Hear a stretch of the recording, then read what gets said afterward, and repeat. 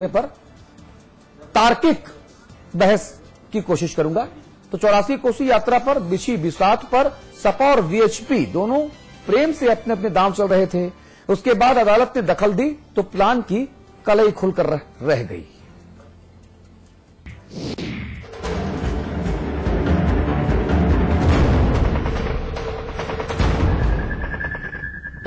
तारीख यानी इतवार की सुबह 84 कोस का मैच शुरू भी नहीं हुआ था कि सारे खिलाड़ी बिना खेले ही रिटायर्ड हर्ट हो गए। दोपहर बाद से हाकिम हुंकार भरने लगे थे कि वीएचपी के वीरों को गिरफ्तार कर लिया गया है। 25 तारीख की शाम होते होते कैमरों के सामने सबने बांग दी, फिर चाहे वो गिरफ्तार करने वाले हों या गिरफ्तार होने वाले। अशोक सिंघल अरेस्टेड है, तो मुझसे क्या पूछ रहे हो आप? जाकर के पूछे जिन्होंने अरेस्ट किया, आपसे पूछे। अशोक सिंघल अरेस्टेड है, तो मुझसे क्या पूछ रहे हो आप? जाकर के पूछे जिन्होंने अरेस्ट किया, आपसे पूछे। जो लास्ट सूचना मिलने तक जो विश्व हिंदू परिषद के वरिष्ठ नेता श्री अशोक सिंघल जी हैं, ये पश्चिमी बिहार गेस्ट हाउस उन्नाव में ले जाए गए हैं। पकड़म पकड़ाई के खेल में कोर्ट ने पूछ लिया कि भाई गिरफ्तार तो कर लिया, अब छोड़ोगे कब? कोर्ट के आदेश के बाद वीएचपी नेताओं को छोड़ दिया गया, लेकिन कोर्ट यही नहीं रुका, जवाब भी मांग लिया कि कारण बताओ कि 24 घंटे से ज्यादा गिरफ्तार करके क्यों रखा। अब कानूनी दांवपेच के जवाब भी खद्दरधारी ही देंगे क्या? लिहाजा काले कोट वाले किरदार में आ गए। डॉक्टर अशोक सिंघल जी पहले अपना कॉन्स करने कानपुर चले गए थे और फिर रात को लौट के वहां से जब लखनऊ आए तो रात को 10 बजे के बाद उनको रेस्ट में लिया गया। भाई वाह, बदलाव की बयार समाजवादी बढ़िया बहाते हैं। जो चाहा वो बदल दिया। कोर्ट में बताया कि गिरफ्तारी 25 तारीख रात 10 बजे हुई, लेकिन सवाल ये कि क्या नींद में थे गृह सचिव साहब? क्या 5:40 पर सिंघल ने पीसी में गिरफ्तारी की जो बात बोली वो झूठ थी?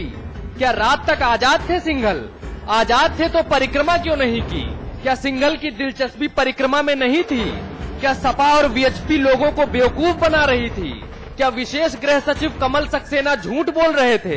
क्या कोई गिरफ्तारी हुई ही नहीं थी? क्या मैच फिक्सिंग का आरोप सही है? क्या बीजेपी और सपा दोनों वोट का गिल्ली डंडा खेल रहे हैं? क्या सपा सरकार की ओर से एडवोकेट जनरल आरबी यादव ने कोर्ट में झूठा हलफनामा लगाया? इन सब बातों से ये तो तय है कि गिरफ्तारी का समय ना तो पूरी तरह से झूठ है और ना ही पूरी तरह से सच। बीच में जो बचा वो भ्रम है और इसी भ्रम की नींव पर सपा और बीजेपी सत्ता का सपना देख रही है। भरत यादव, समाचार प्लस।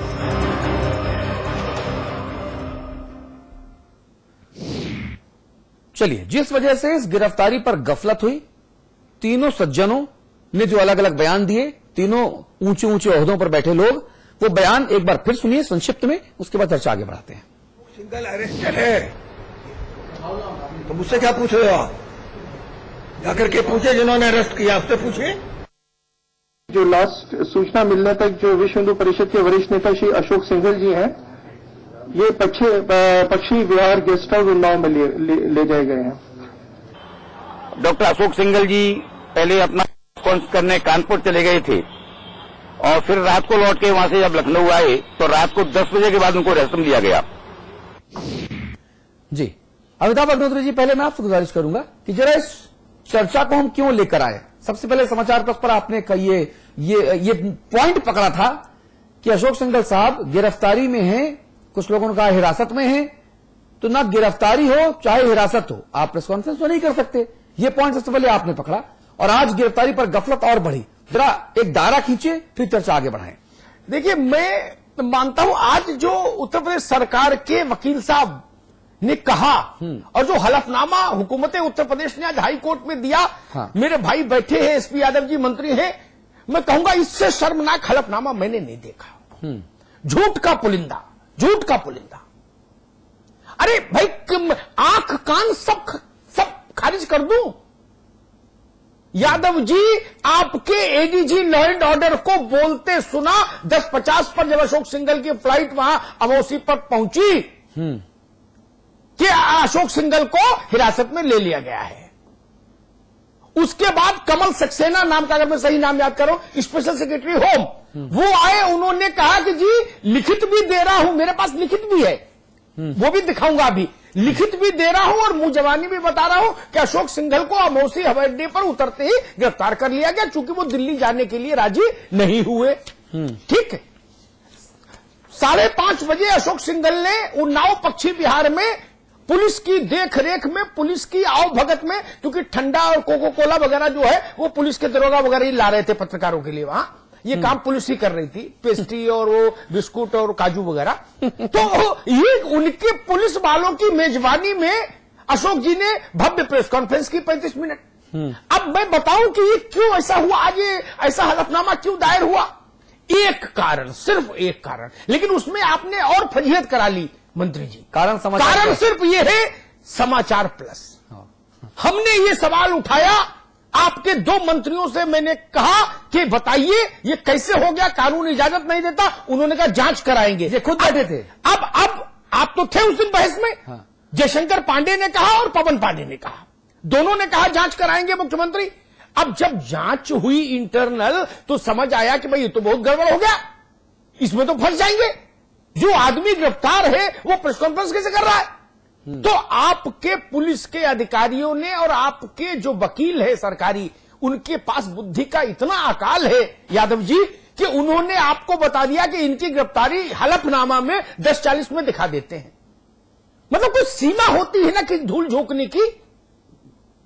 सारे अखबार, सारे चैनल, सब झूठ। अरे जो गिरफ्तार हुआ वो कह रहा है, गिरफ्तार हुआ वो कह रहा, मैं तो गिरफ्तार हूं। अशोक सिंघल, एडीजी कह रहा, स्पेशल सेक्रेटरी होम कह रहा, होम सेक्रेटरी उत्तर प्रदेश कह रहा, और ये रहा आपका हलफनामा जो आज एक स्वनाम धन्य आरबी यादव शायद नाम है, जी या बीआर यादव, क्या जो आपके एडवोकेट जनरल हैं, उन्होंने ऐसा अद्भुत हलफनामा दे दिया।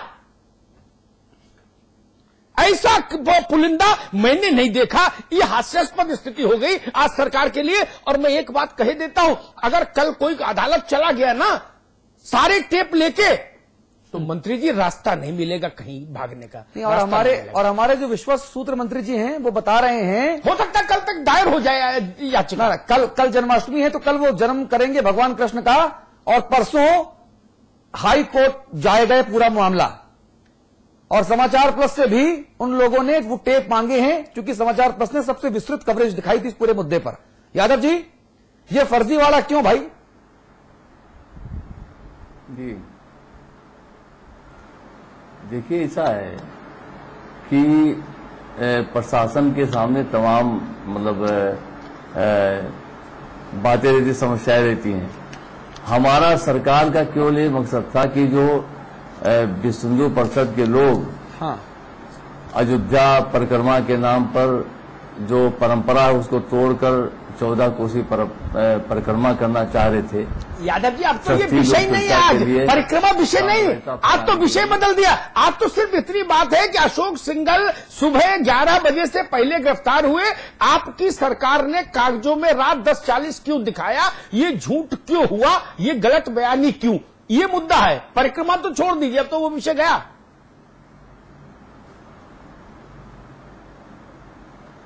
देखिए, ये प्रशासन का काम है। प्रशासन ने मतलब गिरफ्तार किया, अब टाइमिंग तो प्रशासन ने बताएंगे।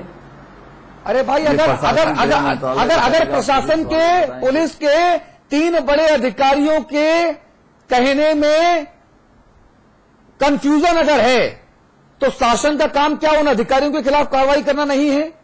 एडीजी कहता कुछ और, प्रमुख सचिव स्पेशल सेक्रेटरी होम कहते कुछ और, आपके आरबी यादव कहते कुछ और, मंत्रियों ने कहा कुछ और, जो गिरफ्तार हुआ वो कह रहा है कुछ और, और आप कह रहे हैं कुछ और। यादव जी, ये देखिए जो फोटो चल रही है ना सामने, इसमें फोटो सेशन करा रहे हैं अशोक जी, और वो लखनऊ के सारे पुलिस वाले उनकी सेवा में खड़े हैं क्योंकि वो गिरफ्तार हैं। और ये तो लाइव आयोजन था। ये डीआईजी खड़े हैं, एसएसपी खड़े हैं, एसपी सिटी खड़े हैं, लखनऊ के सारे लोग दंडवत खड़े हैं। दिख रहे हैं, अरुण कुमार एडीजी। देखिए क्या स्थिति है। उस दिन 11 बजे एडीजी ने कहा कि अशोक सिंघल को हिरासत में ले लिया हमने, क्योंकि वो वापस दिल्ली जाने को राजी नहीं है। ये झूठ क्यों बोला जा रहा है? यादव जी, एक लाइन का सवाल है केवल।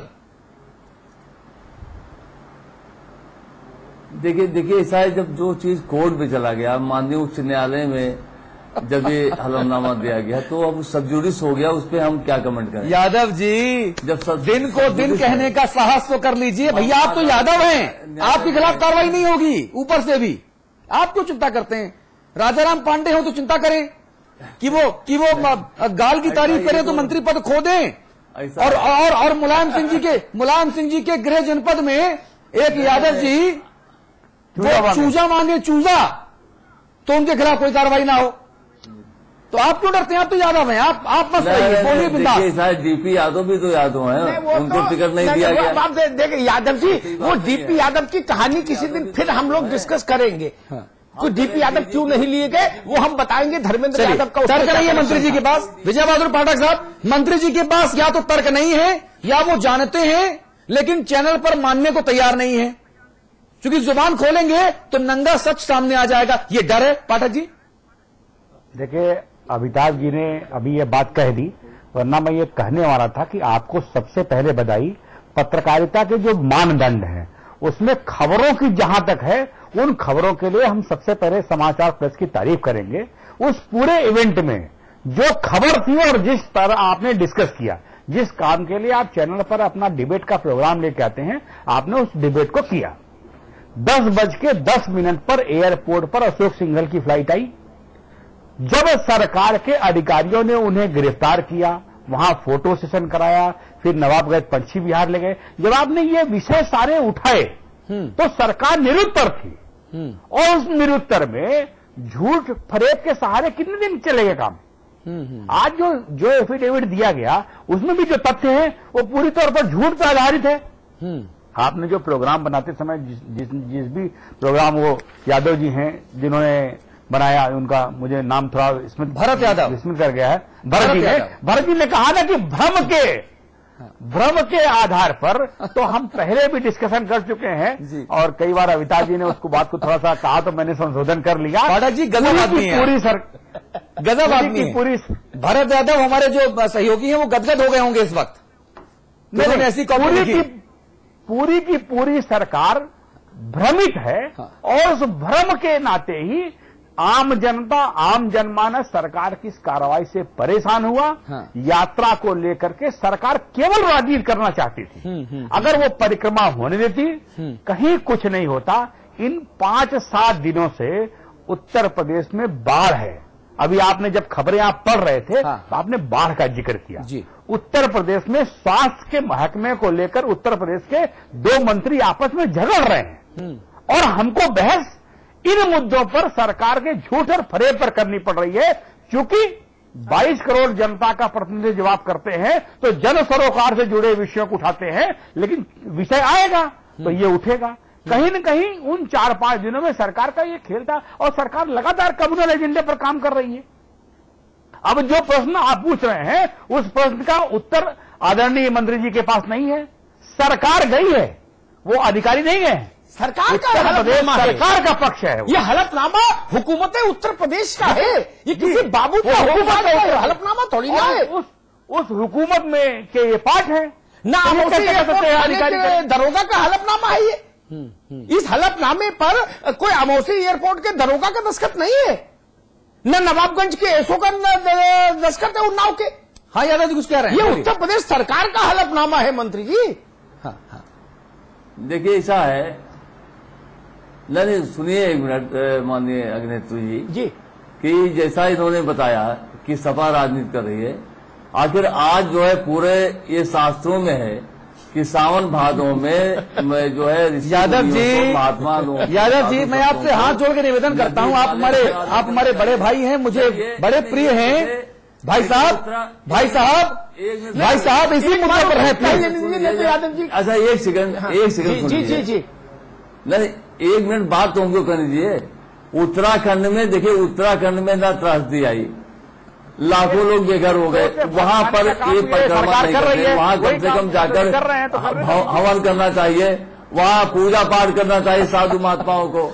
उसमें अरे आप ऐसा बोलते रहेंगे तो हम लोग भी उत्तराखंड जाके हवन करना पड़ेगा भैया।